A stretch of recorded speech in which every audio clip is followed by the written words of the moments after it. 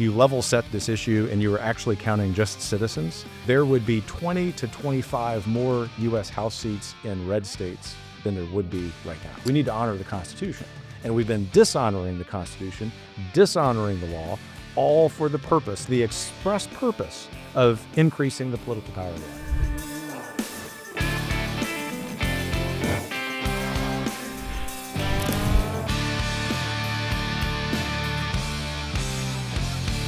Welcome back to the Kevin Roberts Show. And this week we have a very simple question. Who do we count? But the implications are pretty serious. You see, how we do our census in this nation affects how we're represented in Washington, D.C.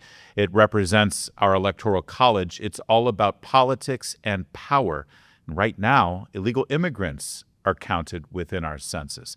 Dr. Roberts, we're calling this episode Who We Count, Who We Represent, because at the end of the day, those two things are inseparable. They are inseparable, and it's preposterous that we sit here in the 2020s and have to debate this. And the reason we have to debate it is because the left has for decades abused the Constitution, the legal requirement that we only count citizens. And the reason they do that, Larry, as you know, is for political power. All right. So people might be shocked, actually. It's amazing that they don't realize that this is what goes on. I think everyone assumes that only citizens are counted in the census to determine who our members of Congress are. When did this start? When did we start counting people who are not only non-citizens, but are actually illegally in our nation? Well, like with most bad ideas in modern America, this really became a problem in the 1960s. Blame LBJ. But it has intensified each decade as the left has come to accrue power in what are now blue states, because those blue states wield some power over one part of the process. Wait, this is amazing. So in other words, those states that sort of defy the rules and give benefits to illegal immigrants, welcome illegal immigrants, maybe even give them free health care or whatever, they end up benefiting with more power in Washington because of that. They get more federal money, they get more vote, literally more votes in Congress, break the more rules, seats in the get US more House. Power. And of course, keep in mind, this is a finite sized pie, political power in the United States. So if California and New York and Illinois, the greatest transgressors of how the census should be counted, are accruing power, they're taking it from other states. But this became a huge problem. Dare I say, use the leftist word, existential, in 2010 under Barack Obama. He really put all of this together, and it was, since then, we have fought this effort by the left to make the census really an effort to increase power of the left. So California gets more representation. Yes, it's a very populous state, but it's even maximized because of illegal immigration. Meanwhile, states in the Midwest, like Wisconsin, Michigan, they will end up getting less representation in Congress merely because they're not attracting more illegal immigrants. That's exactly correct. Outrageous. And that's not fair representation. You know, Heritage has been just railing against this for years. And one estimate based on that research and research of another entity is that if you level set this issue and you were actually counting just citizens, that there would be 20 to 25 more U.S. House seats in red states than there would be right now. And look, I just want there to be an accurate number. I ultimately will care about the partisan makeup because I want good policy to be passed. And good policy is more likely to be passed if there are conservatives in Congress, from my point of view. But ultimately, we need to honor the Constitution. And we've been dishonoring the Constitution, dishonoring the law, all for the purpose, the express purpose of increasing the political power of the left. Does the Constitution say that the census will be taken and you will count citizens, or does it say you will count people? You will count citizens. Article 1, Section 2 of the 14th Amendment, in addition to that, says you'll do an actual count of persons. And what that means is that you're going to go door to door and actually count people. And what the Obama administration changed, and unfortunately the Trump administration was not able to change back in 2020, we do have an opportunity to do that now, is that. And so not only are you counting non-citizens as a result of this, you're also, the very process by which you're counting people gives you the opportunity to fudge. There's no reason for us to think that that census is accurate. That's another thing that people will be shocked at. And I read this at the Heritage website, that the census count isn't actually account. That yes, people return the census and they answer the questions, or if someone knocks on the door, they'll respond.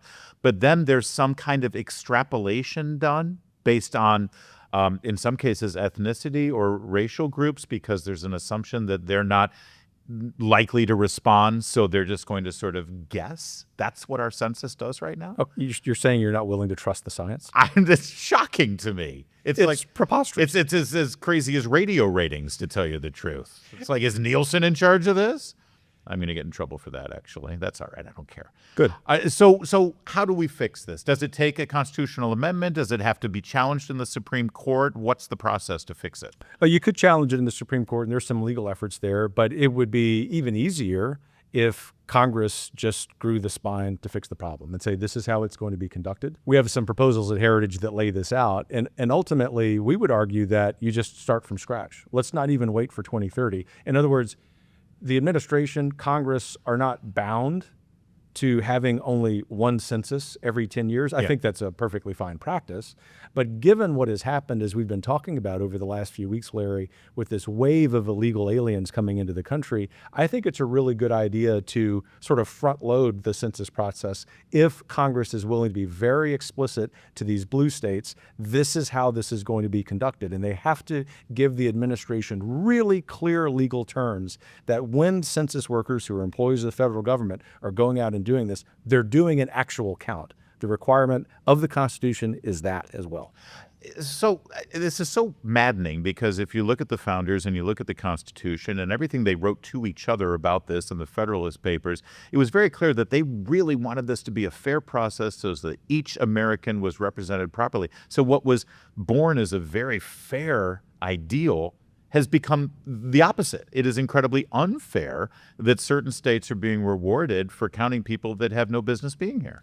The left politicizes everything it touches. Yeah. Even the census. Yeah. Something that when you and I were in grade school, we thought was one of the most boring things ever. Yeah. The census. Who cares? It's like the most basic function that government should be able to do, whether it's Republican or Democrat or something in between.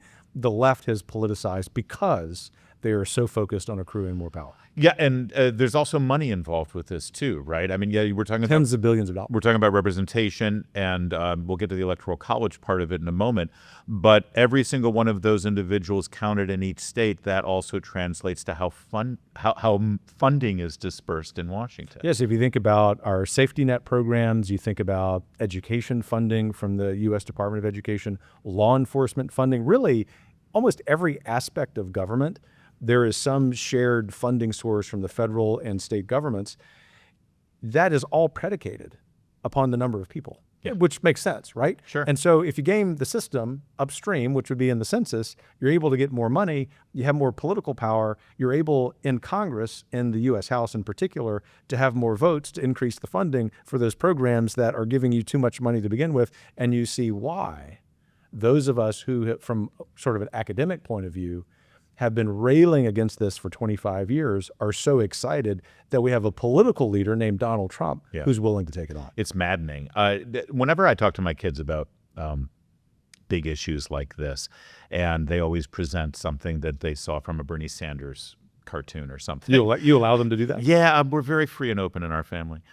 To a certain extent. Anyway, I always say, all right, think this policy through to its logical end. I mean, you always take it to the extreme. What will happen then? So if you take the left's position on the census and counting people who are in the country illegally, why stop there? What if somebody's here for a summer vacation and they stay 3 months? Should they be counted?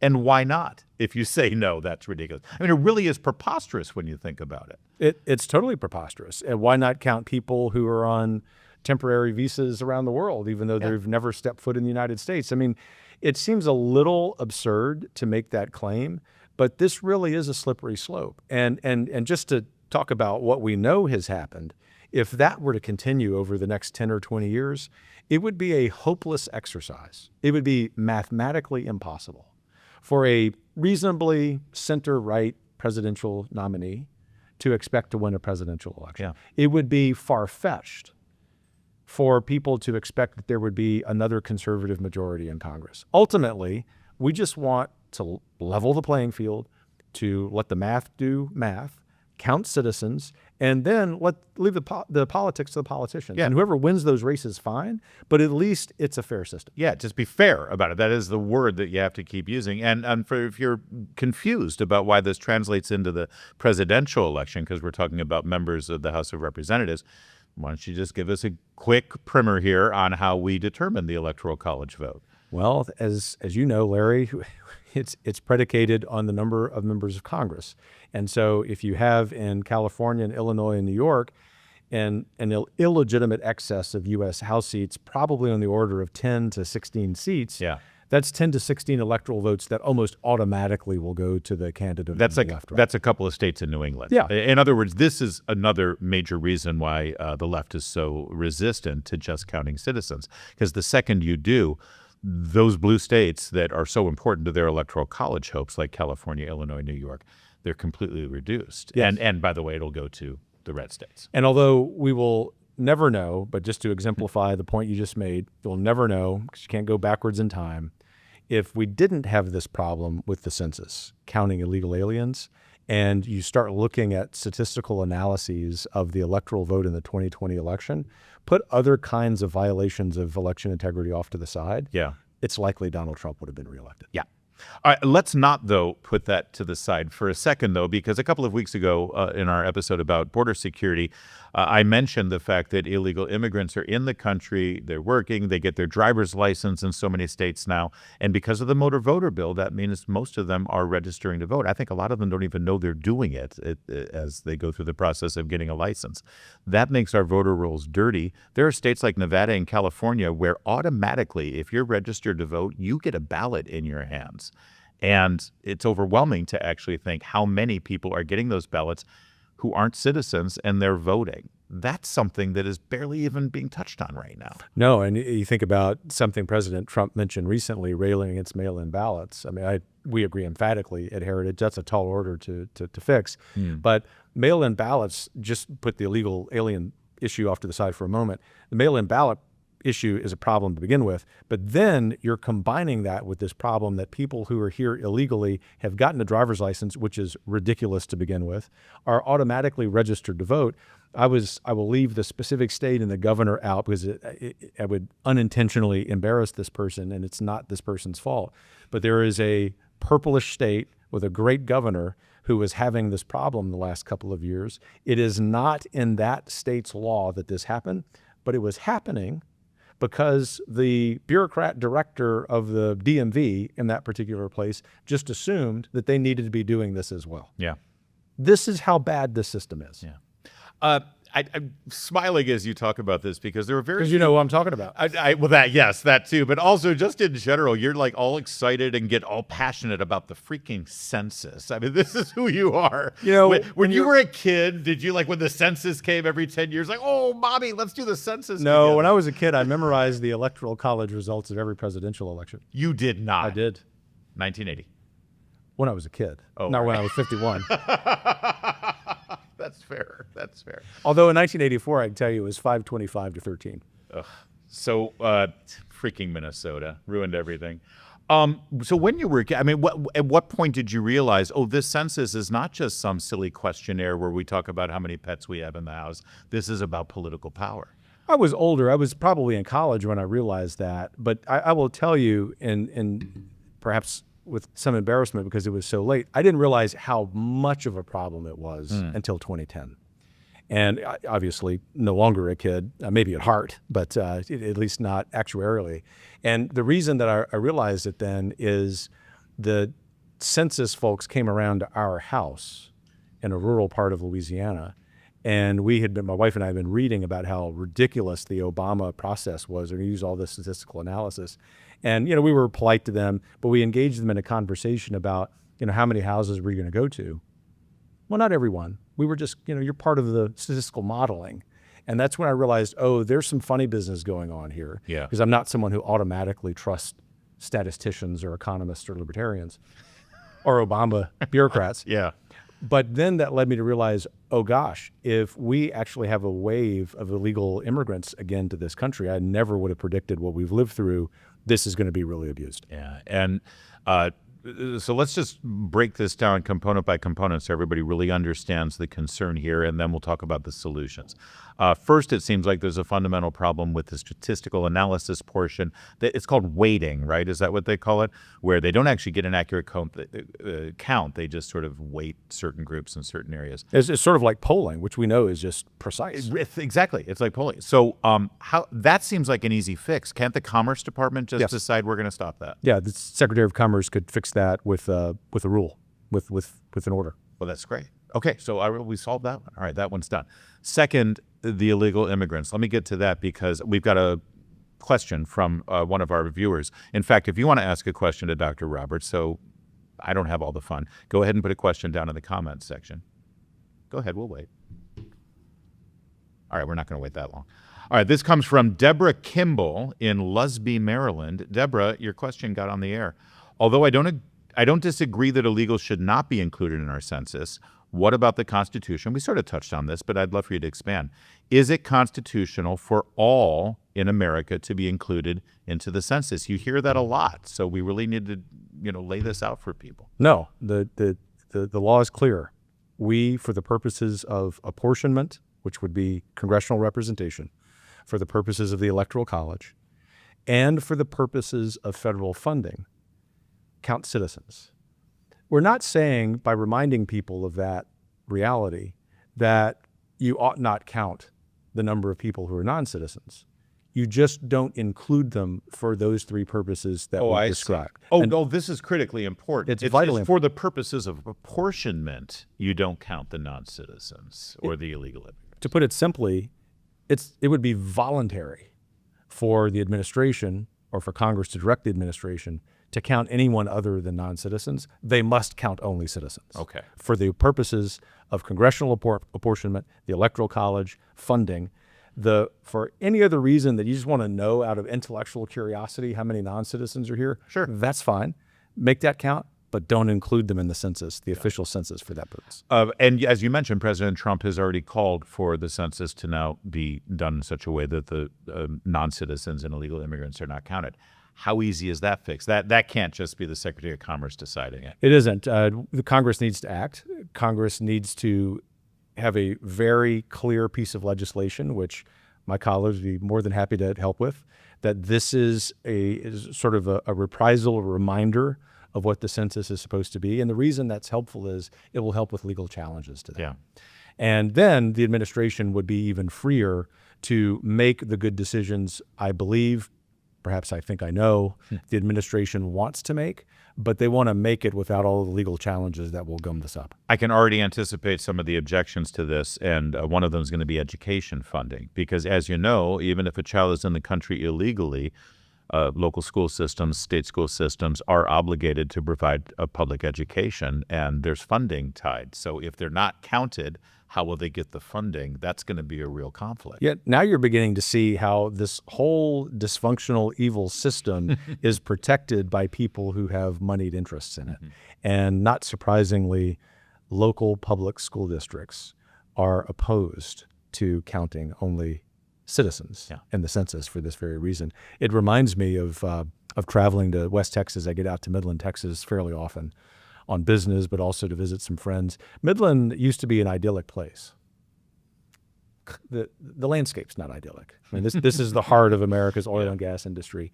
The people are salt of the earth, from the white-collar oil and gas investors to the roughnecks in Odessa, Texas. It's just one of my favorite places on earth because of the people. But the last time I visited there, several months ago, I was visiting with some friends who've been there forever. And I said, how's Midland? And you usually just get this glowing report. I said, Kevin, and they live in a nice neighborhood, we can no longer go out on an evening walk. Why? Because of the illegals. Criminals. Yeah. So even the Midland Police Department's overrun. And then that led to a conversation about what's going on with the schools. That's what made me think about this story, Larry. And what's happening in the schools is that their best teachers are quitting because they've gone from a classroom of 18 to a classroom of 32 because the school board, just in a reasonably conservative place, thought it would just be great to receive all of this money, not thinking about the educational consequences of doing this. Yeah. This is just one sliver of the negative consequences of this. Yeah, and of course, regular viewers of this program know that we drilled into that issue in our last week's episode. If you missed it, by the way, go ahead and check it out. And as we discovered, by the way, those illegal immigrant children end up being the costliest students in the schools because you have to hire teachers that are bilingual or hire translators, and it's just one snowball problem after another. But it does get back to this root issue of the census. It is, and the reason I mentioned this real place with real people is to make the census less boring, that it's really important we put a human face on these issues, and it isn't just about these huge problems of the Electoral College and voting, or even funding in sort of an abstract sense. It affects real people, real lives. This is what happens when you have people dishonor the Constitution. Well, we learned a lot this week, including the answer to the burning question, who do we count? And no, the census is not about counting all the people in our country. It's about counting all the citizens because it directly impacts our representation, our power, and a whole lot of money flowing out of Washington, D.C. Kevin, what do you want to talk about next week? This will surprise you. Yeah. I don't want to talk about history. So let's talk about American history and how well or not well we've been teaching it. I am not surprised by that at all. Thanks for watching. Make sure you like this video, subscribe, and do leave your comments. We want to know what you think. Thanks for watching The Kevin Roberts Show.